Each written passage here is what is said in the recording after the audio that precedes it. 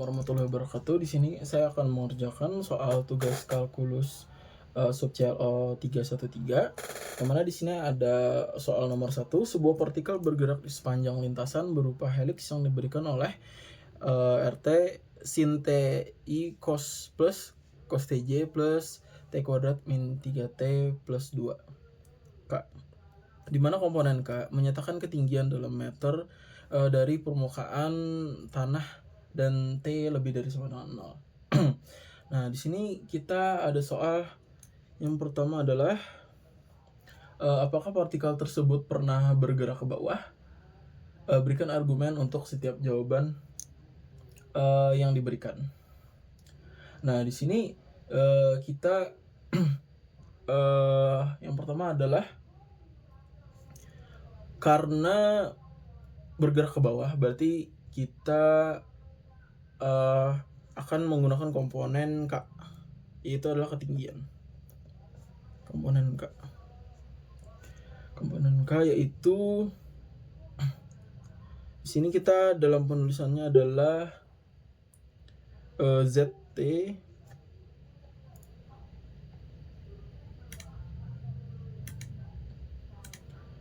yang mana di sini adalah ZT sama dengan yang kita ambil adalah komponen K-nya saja, T kuadrat minus 3T plus 2. Nah, di sini untuk menentukan apakah dia itu pernah ke bawah, maka kita harus mencari turunannya. Turunan dari ZT ini sama dengan 2T minus 3.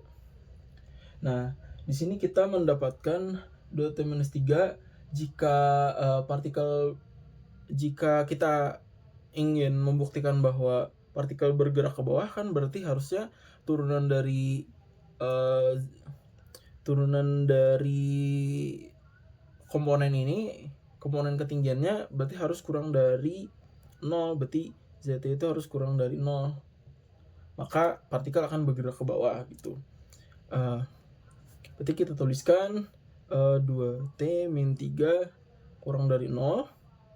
Berarti 2T kurang dari 3, T kurang dari 3 per 2, atau kita bisa tulis T kurang dari 1,5. Nah, di sini kita mendapatkan bahwa jika posisi T dalam keadaan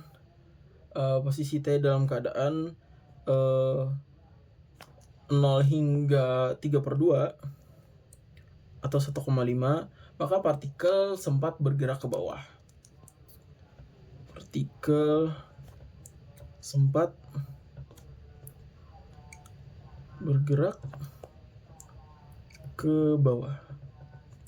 Nah, itu adalah konklusi dari jawaban nomor 1. Berarti partikel bergerak ke bawah pada interval 0 sampai 1,5.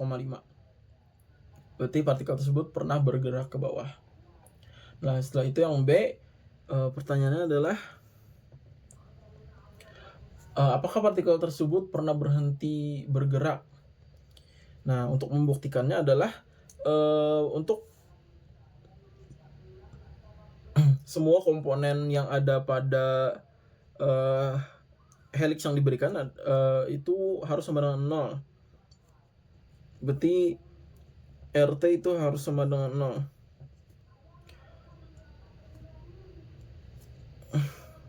Jika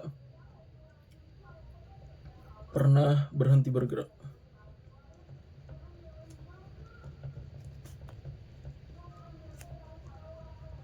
Jika pernah berhenti bergerak, maka kita dapat tuliskan sin kita seperti pada soal sebelumnya. Berarti kita harus turunkan dulu. Helixnya. Jadi kita tuliskan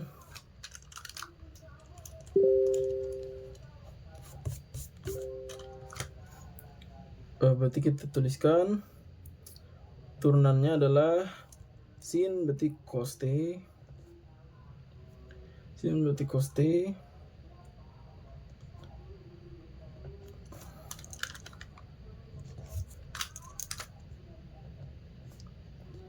cos berarti min sin.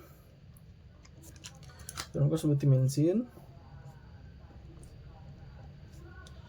Dan itu menjadi turunannya 2T plus 3.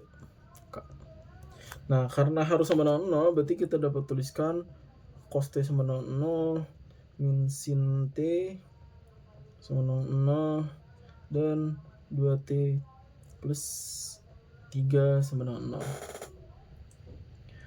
0. Nah, dari persamaan cos T sama dengan 0, kita mendapatkan T itu sama dengan pi per 2 plus NP. Nah, sedangkan untuk yang sin, itu kita mendapatkan T sama dengan, kita tulis lebih ke atas sedikit, kita mendapatkan T sama dengan MP. Nah, di mana M adalah bilangan bulat dan juga N adalah bilangan bulat. Tidak ada nilai T yang dapat memenuhi kedua persamaan secara bersamaan, karena jika cos T sama 0, maka kalau kita mutlakkan sin T berarti dia sama dengan 1. Karena itu tidak mungkin semua komponen kecepatan menjadi 0 pada waktu yang sama. Berarti ini tidak bisa si helixnya ini tidak bisa sama dengan 0. Berarti partikel tersebut tidak pernah bergerak ke bawah, tidak pernah berhenti bergerak. Berarti di sini partikel tidak pernah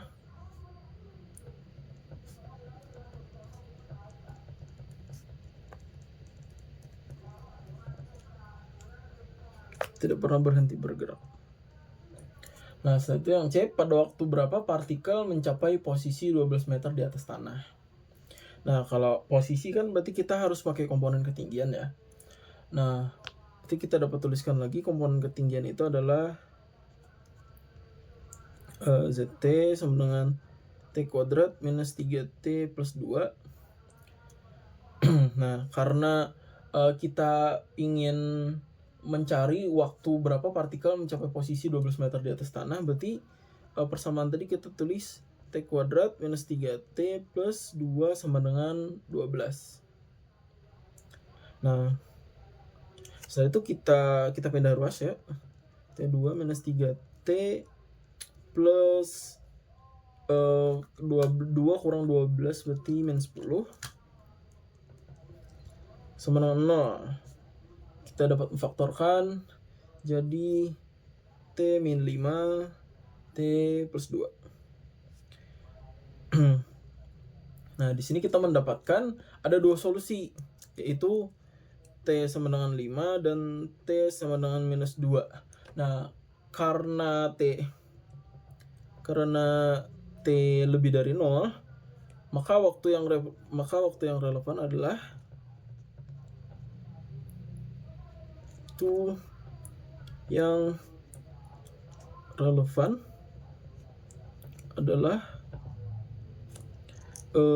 T sama dengan 5 detik. Nah, pada waktu T sama dengan 5 detik. Nah, setelah itu kita lanjut pada soal D.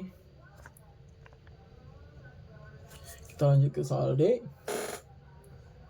Berapakah kecepatan partikel saat berada pada ketinggian 12 meter dari tanah?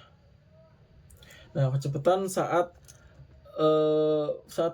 berada pada ketinggian 12 meter dari atas tanah, berarti kita tadi telah menemukan pada ketinggian, kita tadi menemukan partikel mencapai 12 meter pada T sama dengan 5 detik. Nah, setelah itu kita perlu mencari vektor kecepatan pada waktu ini, karena kita akan menghitung kecepatannya. Berarti V T sama dengan persamaannya tadi cos T I plus sin TJ minus, kita sudah pakai turunannya, kita langsung tuliskan turunannya saja, min sin TJ plus 2T minus 3K. Setelah itu kita substitusi T sama dengan 5, T sama dengan 5, berarti V5 sama dengan cos 5I minus sin 5 plus 2 kali 5 minus 3K.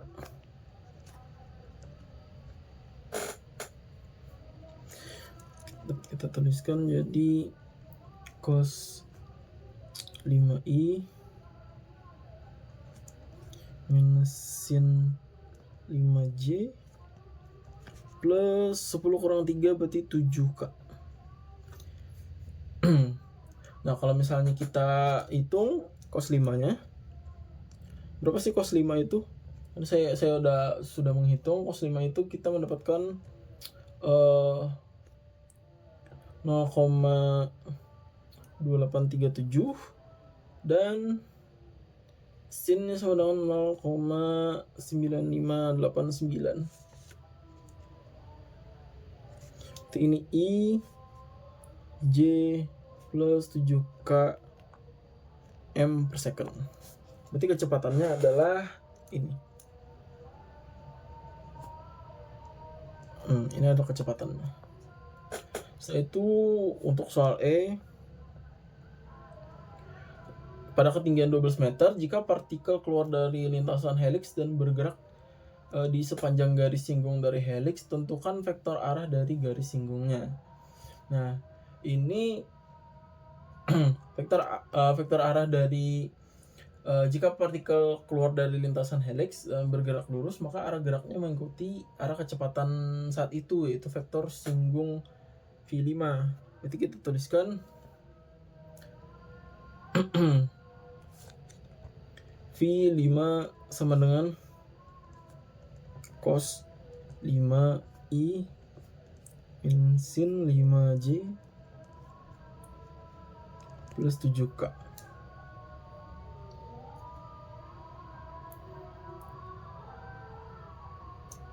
Maka ini adalah vektor dari garis singgungnya. Ini adalah vektor arah dari garis singgungnya.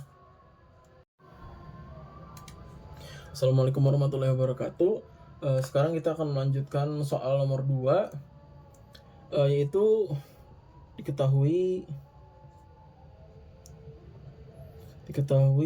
kurva berikut, yaitu ya sama dengan 0 jika X kurang dari sama dengan 0, sepakat 3 jika X lebih dari 0. Nah, untuk soal pertama adalah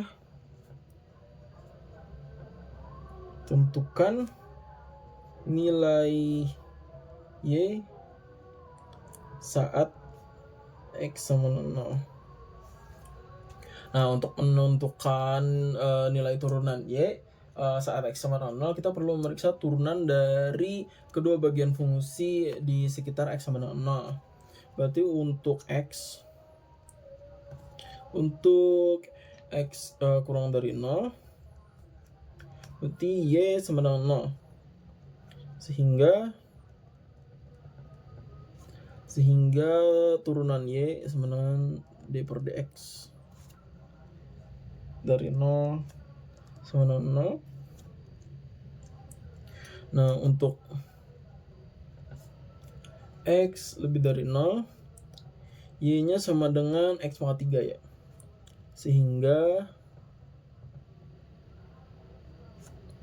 Sehingga turunan Y adalah sama dengan 3x kuadrat. Nah, sekarang kita perlu memeriksa limit turunan dari kiri dan kanan saat X mendekati 0. Kita tuliskan limitnya. Limit X mendekati 0 dari kiri itu limit 0 gitu ya.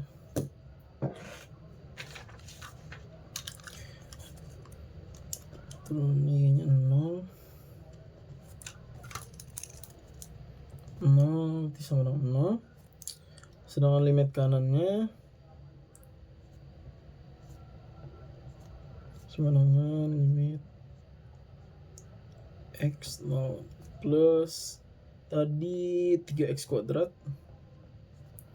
3x kuadrat berarti 3 kali 0 pangkat 2 itu sama dengan 0. Nah, karena limitnya sama, karena limit turunan dari kiri dan kanan sama, maka turunan di X sama dengan 0 ada dan nilainya adalah 0. Karena limit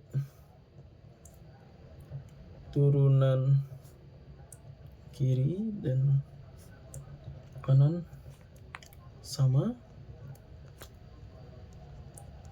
maka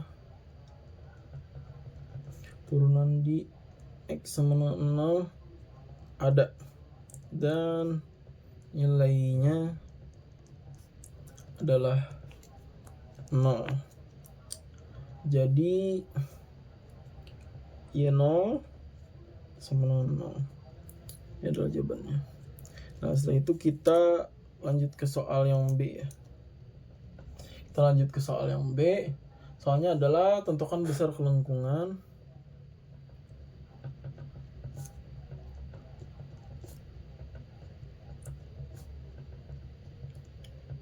kelengkungan kurva di titik 0,0. Nah, kelengkungan dari kurva Y sama dengan fx itu kita bisa tuliskan rumusnya adalah K sama dengan Y pangkat N per 1 plus turunan Y pangkat 2 pangkat 3 per 2. Pangkat 3 per 2. Pertama kita harus mencari turunan kedua ya. Maaf. Ini seharusnya turunan kedua.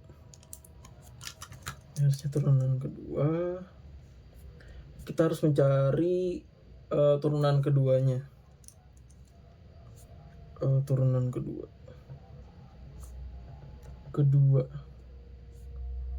itu ini. Untuk X kurang dari 0 Y sama dengan 0. Turunan pertama adalah 0. Jadi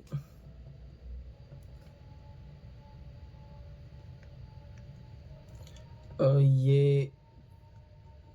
turunan kedua adalah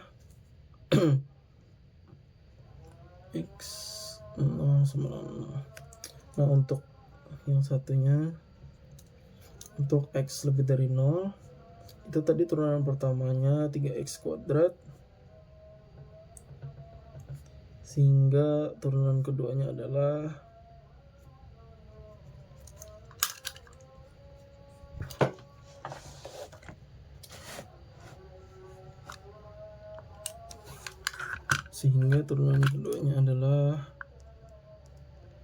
kuadrat sama dengan 6. Berarti 6x. Selanjutnya kita perlu memeriksa turunan kedua dari limit turunan kedua dari kiri dan kanan saat X mendekati 0. Berarti seperti yang tadi, kita akan mengecek limit kiri dari turunan kedua lim X 0 0 sama dengan 0. Terus limit kanannya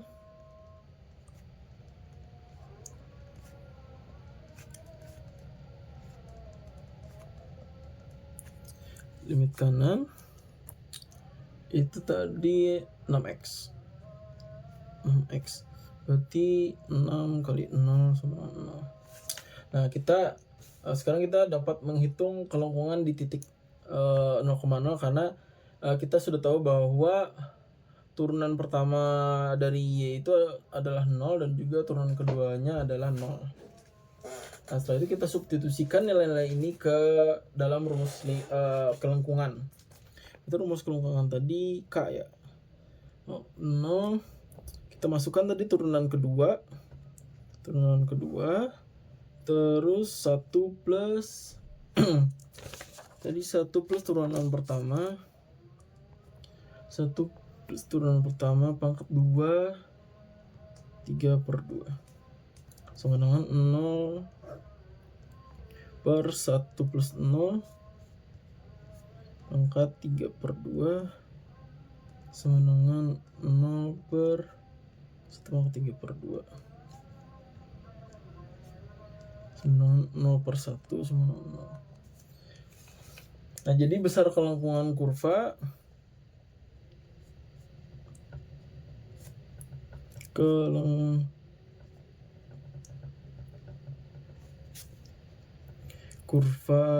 di titik 0,0 adalah 0.